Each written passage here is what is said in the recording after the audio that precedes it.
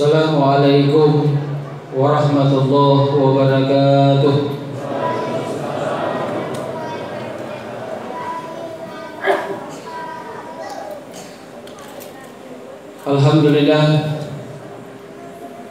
Alhamdulillahilladzi arsala rasulahu bil huda wa dinil haqq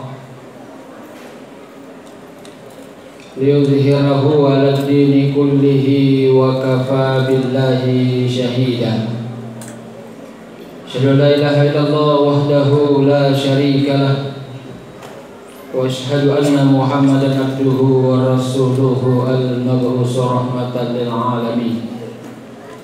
Allahumma shalli wa sallim ala Muhammadin wa ala alihi wa ashabihi ajma'in. Amma ba'd. Bapak Ibu hadirin wal hadirat jamaah salat tarawih yang insyaallah dimuliakan oleh Allah Subhanahu wa taala. Alhamdulillah, puji syukur kita panjatkan kehadirat Allah Subhanahu wa taala. Oleh karena pada malam yang kelima di bulan suci Ramadan ini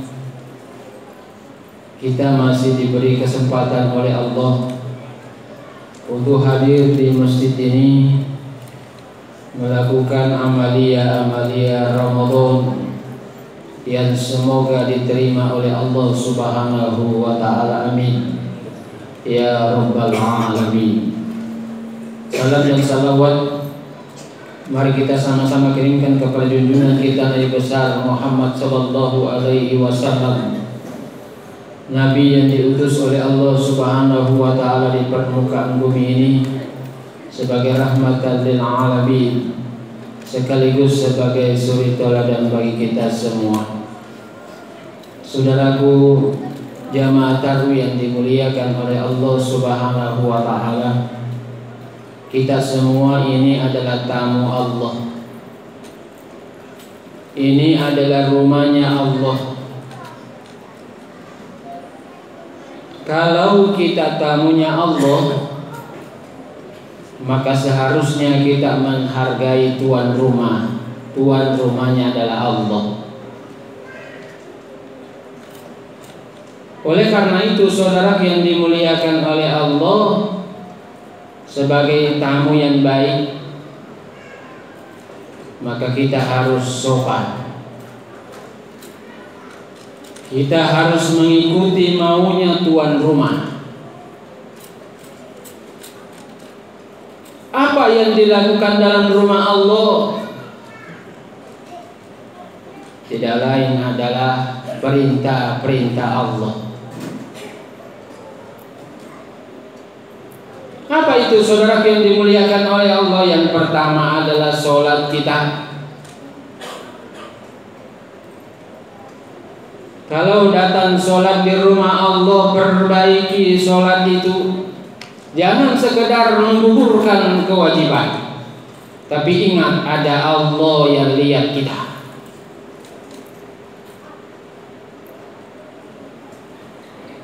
Jangan pernah kita berkata, siapa yang lihat? Ada Allah. Ini rumahnya Allah.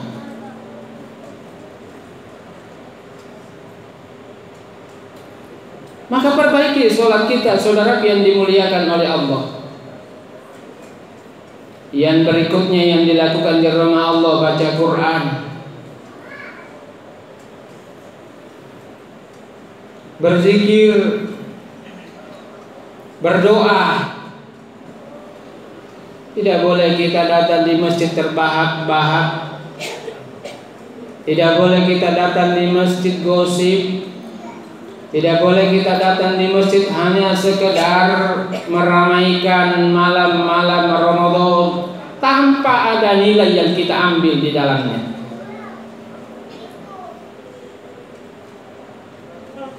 Sehingga apa jamaah yang dimuliakan oleh Allah, tamu yang datang kepada kita, yaitu bulan Ramadan yang belum tentu kita dapat tahun depan, harus kita isi dengan semaksimal mungkin.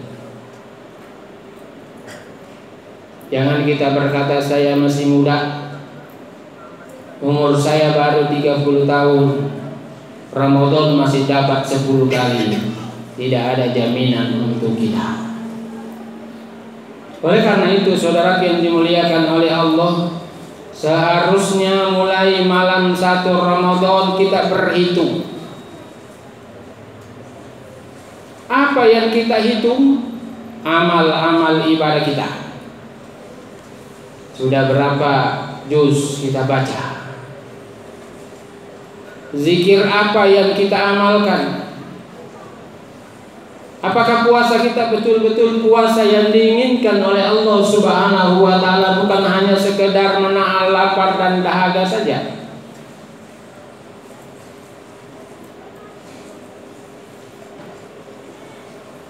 Oleh karena itu, mari saudara yang dimuliakan oleh Allah, cari tahu kenapa kita disuruh berpuasa. Tanya pada diri kita masing-masing, kenapa kita disuruh berpuasa oleh Allah. Ya ayyuhalladzina amanu, hai orang-orang yang beriman,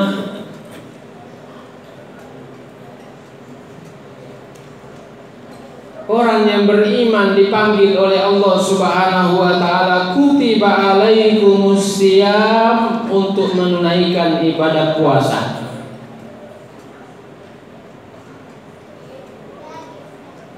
Puasa yang bagaimana? Kama kutiba alal ladzina min qablikum, seperti puasa orang-orang terdahulu yang diterima puasanya oleh Allah. Tujuannya apa? La'allakum tattaqun, agar kita menjadi orang-orang yang bertakwa di hadapan Allah Subhanahu wa ta'ala. Jelas tujuannya kita supaya menjadi orang-orang yang bertakwa. Kenapa puasa menjadi indikator kita menjadi orang yang bertakwa? Karena puasa ibadah yang lama, bukan ibadah yang sebentar. Dari mulai terbit fajar hingga terbenam matahari, luar biasa panjang waktunya. Tidak bisa kita tipu orang. Yang lihat adalah Allah Subhanahu wa ta'ala. Tapi bisa saja kita berkata, saya masih puasa padahal sudah minum 2 gelas.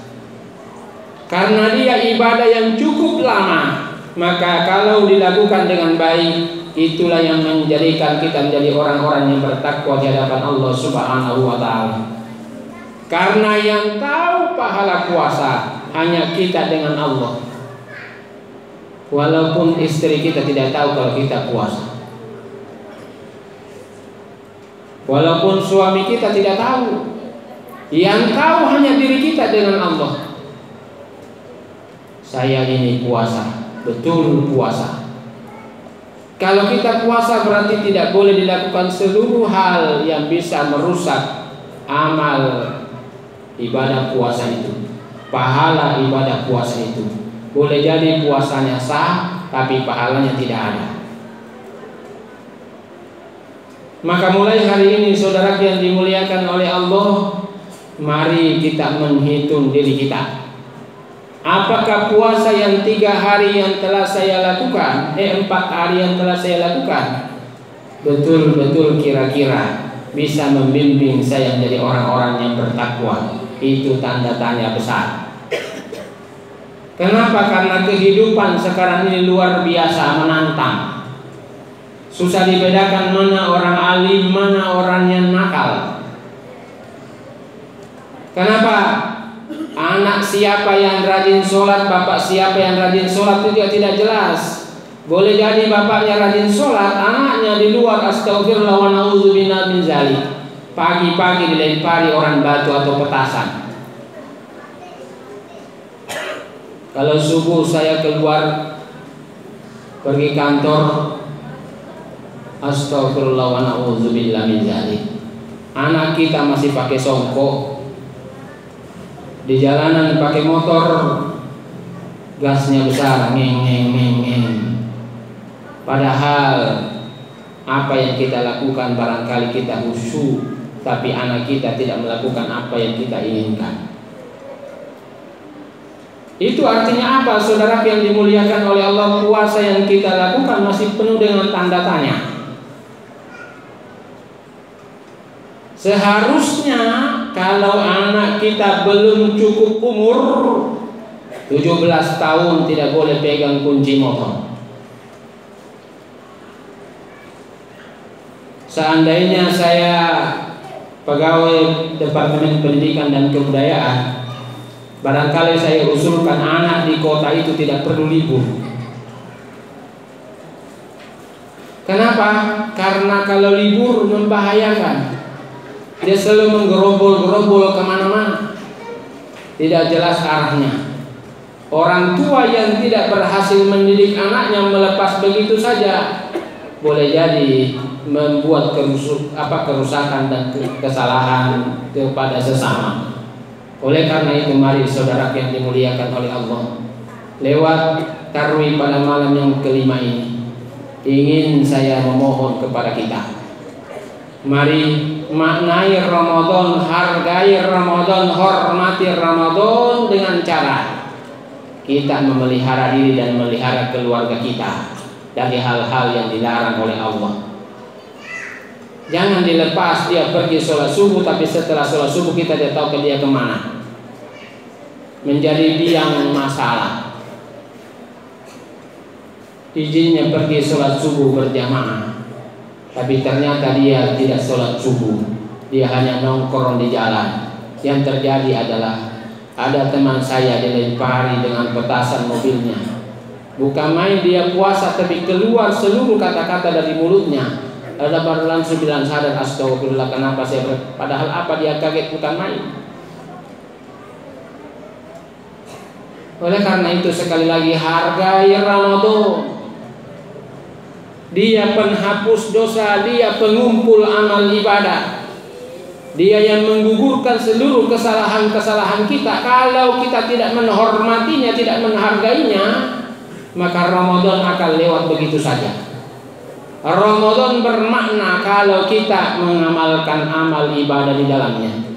Setan itu diikat kalau kita yang ikat.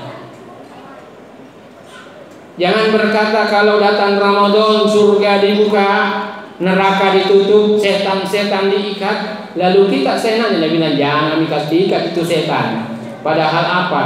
Yang ikat itu adalah amal ibadah kita. Semakin khusyuk ibadah kita, semakin diikat setannya. Tapi semakin diberi kekuasaan dia, kita melakukan amal yang dilarang oleh Allah, maka setan juga tidak terikat, saudara yang dimuliakan oleh Allah.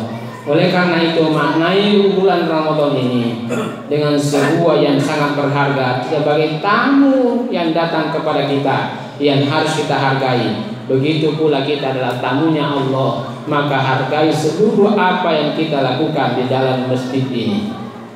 Semoga saudara yang dimuliakan oleh Allah, karena waktunya hanya 20 menit, maka ingin saya simpulkan.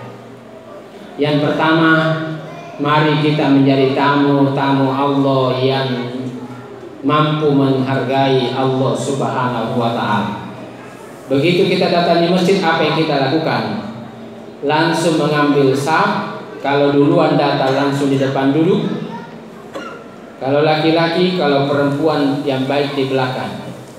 Saf laki-laki yang terdepan khairus suhufir rijalu awwaluha. Sebaik-baik saf bagi kaum laki-laki yang terdepan, langsung diambil di saf yang depan. Saf terdepan itu jadi peruntukan untuk pejabat. Kecuali yang di belakang imam, harus yang pandai imam. Karena kalau imam bermasalah, maka yang ganti adalah di belakangnya. Setelah itu apa yang kita lakukan, saudara? Langsung ke sholat tahiyatul masjid. Idza dakhala ahadakumul masjid, apabila salah seorang di antara kalian masuk masjid, fala yajlis hatta yarkar raka'atain, maka jangan kalian duduk kecuali melaksanakan sholat sunat 2 rakaat. Itu namanya tahiyatul masjid. Setelah itu apa yang kita lakukan, saudara yang dimuliakan oleh Allah? Tunggu iqamah dengan berzikir. tempat diterima dan diijabah doa adalah di antara azan dan iqamah. Itu doa makbul. Doa diijabah oleh Allah Subhanahu wa taala. Maka setelah kita tahiyatul masjid masih ada waktu menunggu, maka di situ kita berdoa, berzikir. Karena kita jangan sholat sunat kalau sudah dua. Di angka dua ini kode sholat iqamat. Apa iqamat? Karena yakin tidak sampai dan iqamat. Setelah kita berzikir dan iqamat, kita berdiri jadi makmum.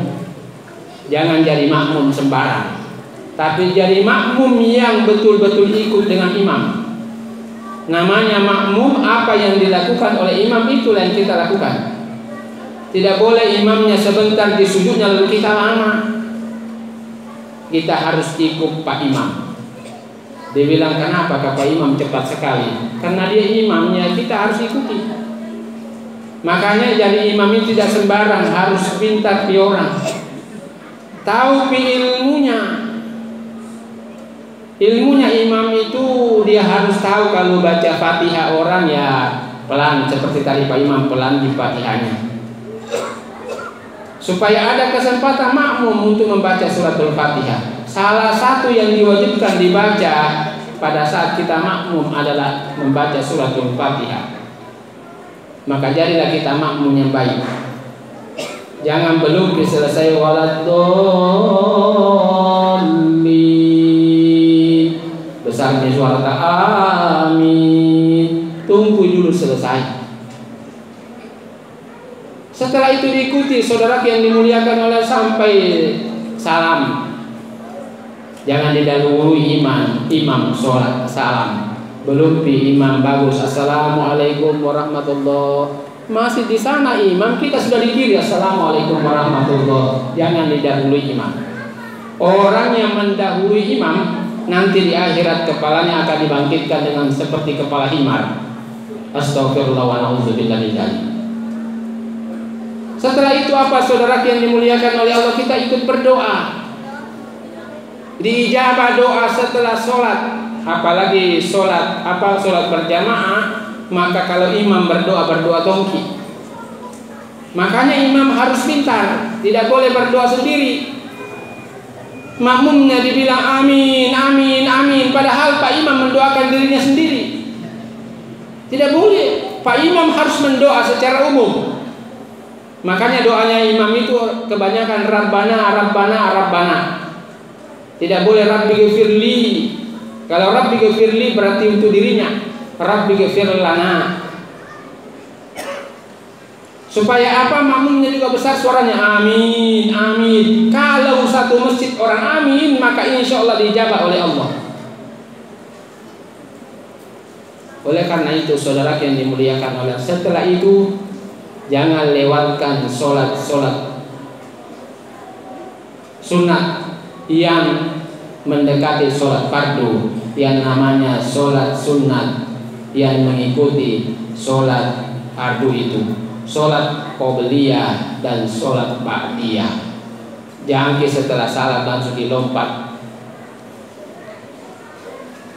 berzikir ki, sholat sunat ki. Itu namanya tamu Allah Subhanahu wa ta'ala, menghargai Allah Subhanahu wa ta'ala. Semoga kita semua termasuk orang-orang yang disayang oleh Allah Subhanahu wa ta'ala. Yakinkan diri kita, Ramadan ini insya Allah berhasil dan kita akan ketemu dengan Ramadan yang akan datang. Semoga apa yang saya sampaikan pada malam hari ini bisa menjadi bahan renungan buat kita. Kalau benar datangnya dari Allah, kalau salah semata kekurangan saya mohon dimaafkan. Billahi fi sabilil haq fastabiqul khairat. Assalamualaikum warahmatullahi wabarakatuh.